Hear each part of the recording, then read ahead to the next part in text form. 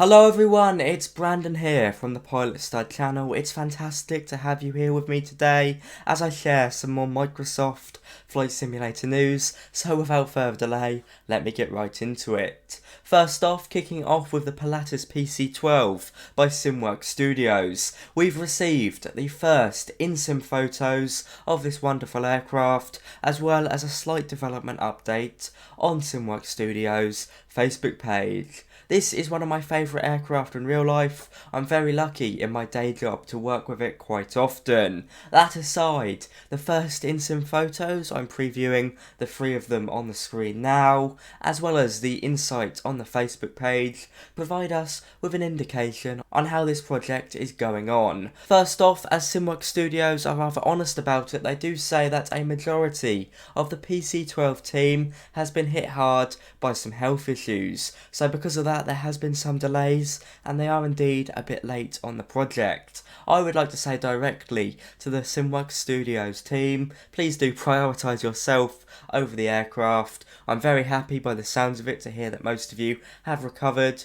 But at the end of the day, your health is the most important thing. That aside, it seems like after those delays, this project is developing on at a fantastic pace. From flight handling being, and I quote, mostly there, and to the point where they've now sent it over to PC-12 pilots, to the exterior model being very close to completion.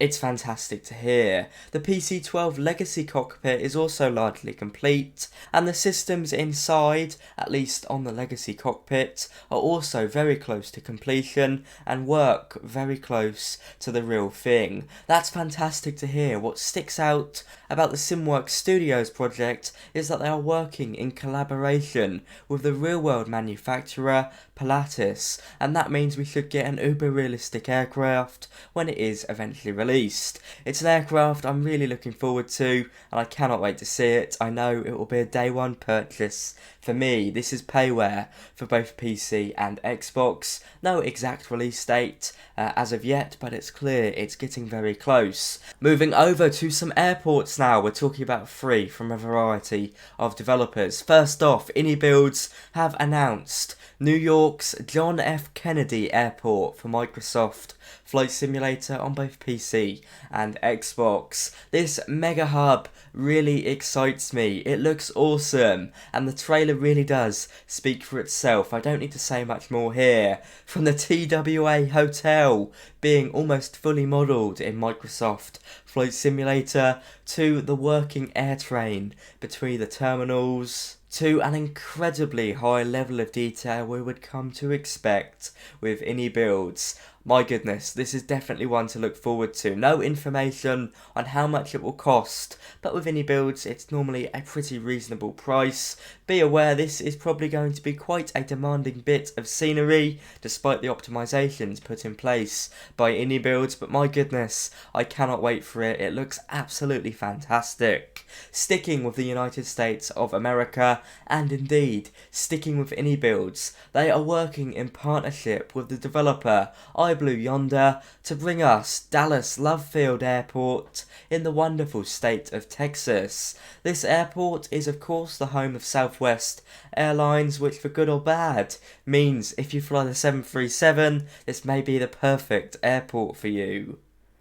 This airport, which is being developed mostly by IBlue Yonder, is set for release tomorrow, the 3rd of April, and it quite nicely also includes a significant portion of the Dallas cityscape as well as surrounding landmarks, meaning this airport isn't just perfect for IFR airliner ops, but also the perfect airport for VFR operations, as you're getting fantastic visual reference points all around. It looks good, don't get me wrong, it's no John F. Kennedy Airport, which is definitely the highlight of this video in my opinion, but if you fly in this part of the world, it's perfect for you. It will be payware, no information on whether or not this will be for both PC and Xbox, but of course it will definitely be released on PC tomorrow. Now sticking with airports, we move over to MK Studios, who have released Dublin version 2 for Microsoft Flight Simulator, a slightly controversial release as Dublin version 1 was already released by MK Studios a year or so ago.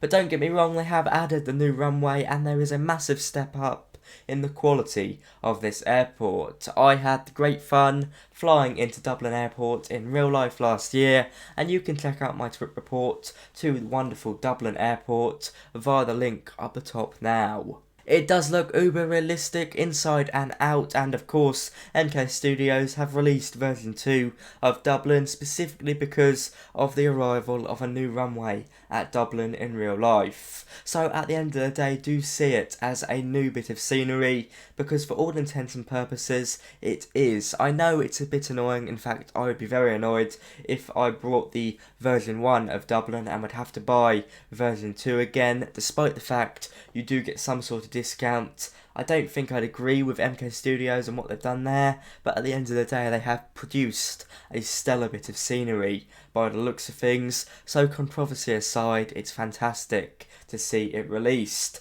And finally, LatinVFR have released the A320CEO for Microsoft Flight Simulator. This is definitely an Xbox orientated release, as it does fall short of the levels set by the likes of the Phoenix team, although LatinVFR are basically charging half the price and have been very clear about what this product is. It's definitely for the entry level market, and in my opinion there is nothing wrong with that, as I'm sure some of you will get it and indeed will enjoy it. It's definitely not just an empty shell. They have worked quite significantly on the cockpit with custom ECAM messages, a functional EFB, cabin lighting, and of course a fully modelled cabin, as well as 90 included liveries and additional features to set it well above Microsoft Flight Simulator's default A320. It also includes 2 types of engines and the associated noises. We've got the CAE and the IAE engines.